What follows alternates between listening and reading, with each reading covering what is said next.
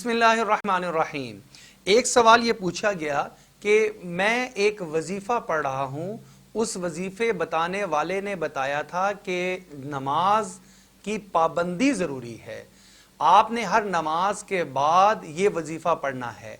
अब मेरी एक नमाज फजर की क़ज़ा हो गई, तो क्या मैं अब वो वजीफ़ा पढ़ना भी छोड़ दूँ, दोबारा नए सिरे से शुरू करूँ, या मैं वजीफ़े को आगे जारी और सारी रखूँ, जब उस नमाज को क़ज़ा करूँ तो उसके साथ वजीफ़ा भी पढ़ लूँ।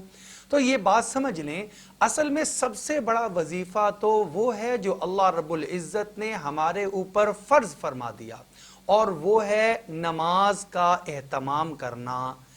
नमाज सबसे बड़ा वजीफा है। अब उसके साथ आपने कोई और वजीफा भी साथ अटैच किया हुआ है, तो जब आपकी नमाज किसी वजह से कज़ा हो गई तो आपको ज्यादा फिक्र इस नमाज की कज़ा की होनी चाहिए।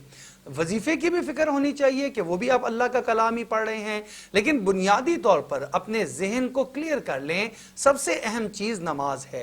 ये इसलिए भी कह रहा हूं कि अगर ये वजीफे का दौरानिया आपका 10 दिन है, 20 दिन है या 40 दिन है, जब ये वजीफा मुकम्मल हो जाएगा, खत्म हो जाएगा, या जिस काम के लिए आप वजीफा पढ़ रहे हैं वो काम हो जाएगा, तो याद रखिएगा ये नमाज खत्म नहीं हो जाएगी।